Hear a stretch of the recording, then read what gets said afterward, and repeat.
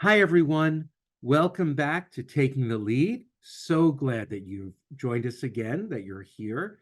You know, I'm Ken Jacobs of Jacobs Consulting and Executive Coaching.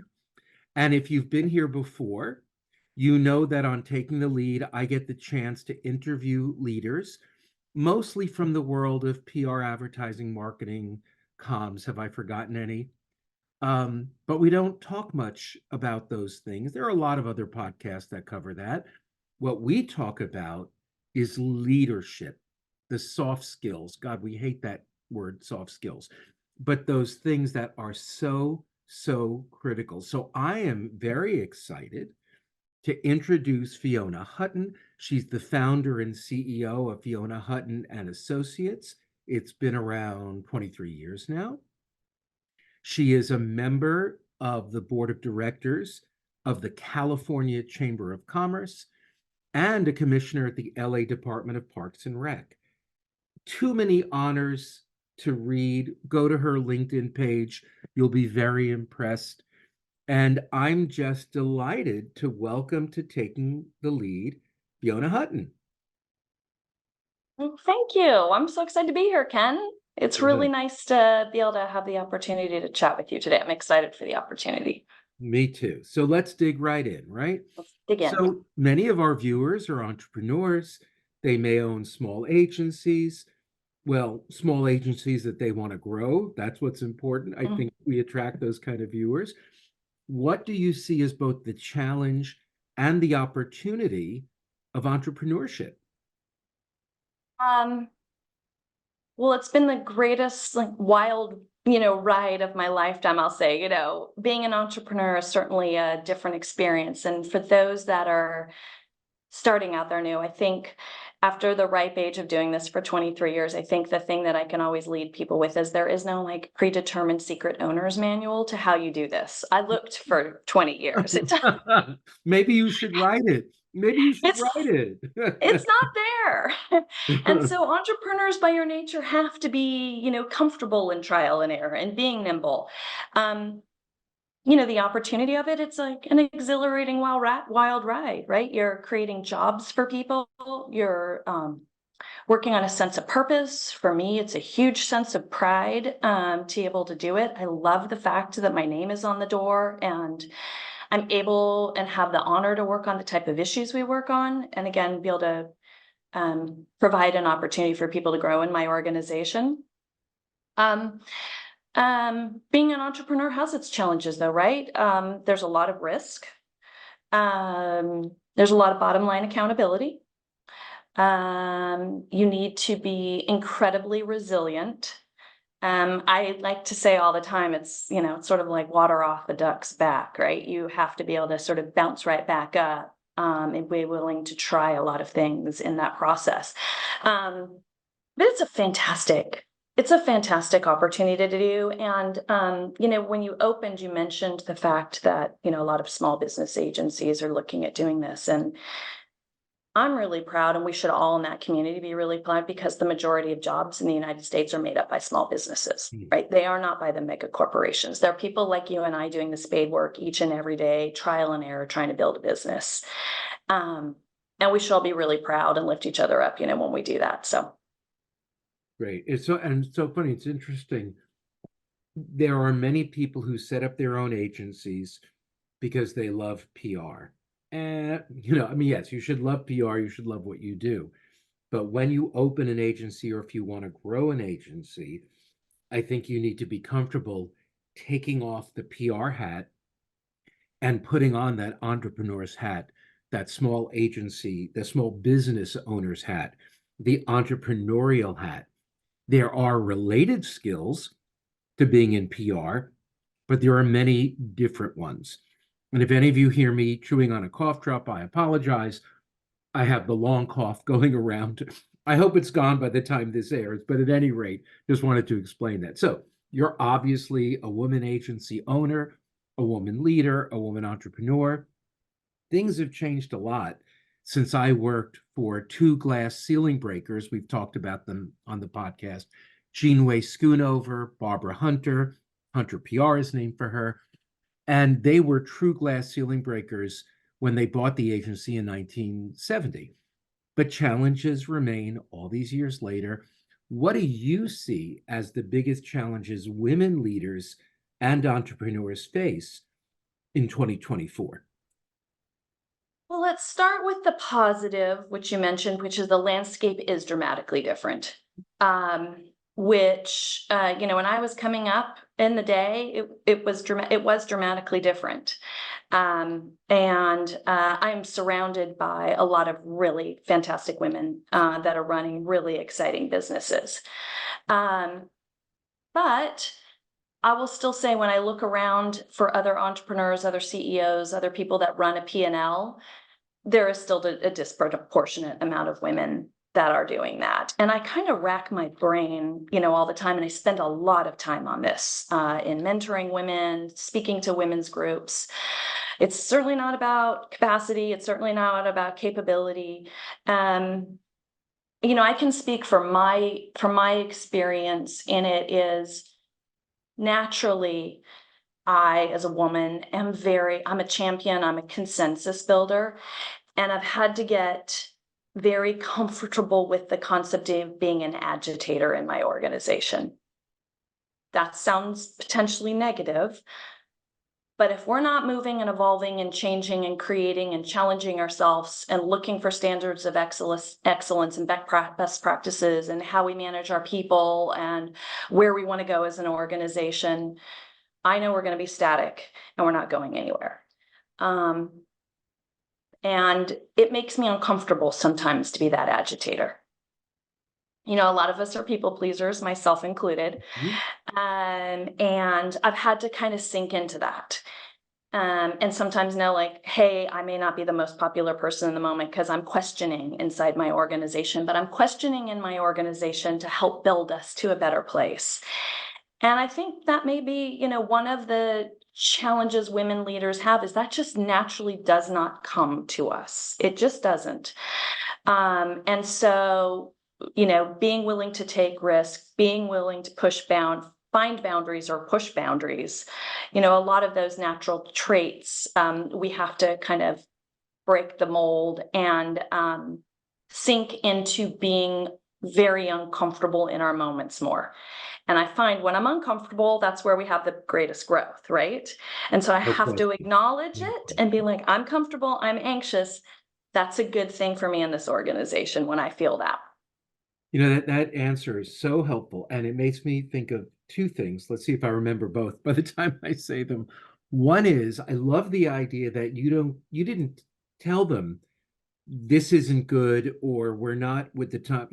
You're making it a question. What is it we need to do? And as a leader, when you ask an open-ended, empowering question, you're lighting up your followers' brains, and you're lighting up the part of the brain, it's this part, where things like creativity, action, collaboration, passion, and memory live. So just by asking rather than telling, you've given your people a gift. I don't have all the answers. No, no. I don't have all the answers. I don't. But yeah, my job is to open that dialogue and say, is this the best we could do? Could we be doing something different? There's a lot of really smart people in my organization that are going to have far better ideas than I will, right? And I think as a CEO and an entrepreneur, you also have to be very comfortable with being vulnerable, being open and being vulnerable, right? I say that to my team all the time. I acknowledge I am feeling anxious right now. That's why I'm asking a lot of questions. I am feeling vulnerable right now. I don't know how I'm going to go into this client meeting and don't feel like I have this strategy solidified. We have a big decision to make for our organization, and how are we going to cascade this appropriately through? I find when I'm open with them about that, we get the best results as an organization. And I try to build that resiliency and that approach into my team so they feel comfortable in those moments, right? We don't have to have all the answers. That's why it's a team. It doesn't have to be my way or the highway. I mean, ultimately, there is a decision-making mantle that does rest on somebody. Oh, heavy the At head some that wears point, the like crown, right? I'm going to have to make some decision, and we're Right. going. And it may not be the right decision. We're not doing brain surgery. It's not going to all fall down. we're pretty smart people. We're gonna, if this doesn't work, we'll try something else, but we got to try, is that concept, and that challenging mode as leaders you need to be in. Now, it's interesting. We're talking a lot about women entrepreneurs. What you're talking about is such courage, right? And confidence. And followers, team members, peers, clients follow courageous, confident leaders. So when you say, Nobody's I ever think called we're me in courageous before. You oh made my me God, so well, happy. I but to, feel so honored. but no, but to say, we'll Sometimes figure I'm it like, this out. job is so hard. Of course it is. And you're not doing it alone. You're asking your team for help. You're acknowledging that they have ideas. Isn't that great? Not every leader does that. But maybe I don't know if it's courage, but it's certainly confidence to say, we'll get there. We'll figure it out. We're smart. We're flexible. That attracts followers like a magnet. So bravo to you on Yeah. that. I have to say, we're talking about women entrepreneurs. So many women, and I don't are coded for a lack of confidence. If any of our viewers are women struggling with confidence, the Confidence Code by Katty Kay, whom you may know from MSNBC or NBC and BBC, and Claire Shipman, New York Times author. The Confidence Code is a wonderful read, very valuable, and it's something now one of the many things I took from it is that overall, if we're going to generalize, and sometimes we can, women tend to when men fail. I failed. Okay, what's next? It's tomorrow. Back up and go. Right. Women ruminate. Women ruminate, and that holds them back. And why do I remember that? Because I ruminate and I'm trying to get over it. So I'm in touch with my feminine side, I but do. one element of it is not helping me. So it's a good read. Absolutely. Okay, let's keep moving. All of us on this leadership journey have moments that have made us wince. Please be brutally honest and share your worst leadership moment when you weren't bringing your best as a leader. Know that our viewers want the real deal. They want to know, but also like how you recovered and what did you learn from it? Yeah. Well, it's funny. It comes from what you just said about the ruminating thing. Like you go Ah, back to your reptile brain, yeah, yeah, whatever yeah. is happening, Yeah. right? So touch wood. There are few and far between like really bad moments. What I'd say to you is, number one, failure has to get built into your lexicon every single day, and you have to get comfortable with that, and you have to communicate that to your peers, your team, and like socialize and normalize it with yourself. You just have to. You have to normalize it because we only learn by doing. I tell that to my team every day, right? I have to take that approach on myself. Again, that gets back to the like uncomfortable. If it doesn't work, I think there are a lot of men who they make a decision. If it doesn't work, they just get back up and move on. Where I have done the absolute worst as a leader in leading people is when I have froze and when I have done analysis paralysis. And it happens, and I can feel myself like just twisting and twisting. And what I'm trying to do intentionally, I'm trying to make the best decision. I am trying to think about all the outcomes possible to eliminate risk, failure, the things I said we have to normalize, right?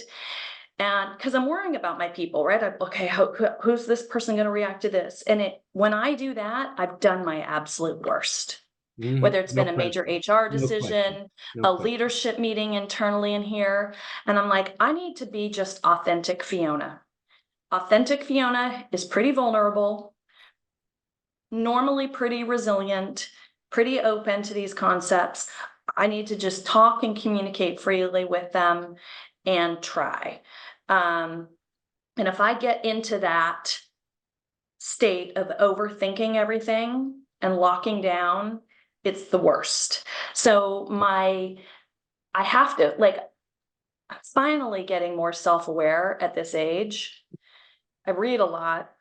I obsess over a lot of like CEO blogs and podcasts and things like that to hear like the commonality of the experience. And, if you have people listening to this, it's like you have to shake yourself out of that You got to shake yourself out of that moment, and you just got to try something. Because I know if there's something I need to fix or improve or something I want to accomplish, me sitting here fussing on it is not advancing me a step forward. And I'd rather go 2 steps forward and 1 step back and at least have some type of forward motion. I try to remind myself that every day. So there's so much I want to say in response to that. I'm going to start with there have been leaders through history, through all kinds of industry that agree with you on failure. They celebrate their failures, right? The Edison, the man who created Honda, I don't want to mispronounce his first name, Oprah, Ella Fitzgerald, the Beatles, Dolly Parton, so many more How many have greats? talked about, you're in good company, that they celebrate their failures. Probably Bill Gates too. They just see it as on the road to success. Yeah. And quotes I love around that are, oh, Einstein. Did I mention Einstein? Who certainly failed along the way. Such good Um, company today. This is the yeah, best look at podcast you. ever. I'm going to walk away Wouldn't feeling wouldn't that amazing. be a great dinner party though? Can you imagine? But I always say there are no leadership, it's not successes and failures, it's successes and learnings or successes and experiments. Yes, They absolutely. really are. The other thing that's coming up for me, you mentioned that feeling of analysis by paralysis. And it is so important that when to feel the physical manifestation of whatever, when we're stressed, in our energy coaching, we call it catabolic energy. Mm. But if we can be aware of that feeling, and I know mine, my forehead sweats, I get sweat by the back of the ear, I almost feel a little nauseated. And when I feel that, I go, that is not my moment. Stop what I'm doing. Don't reply to a client message that might have upset you, whatever.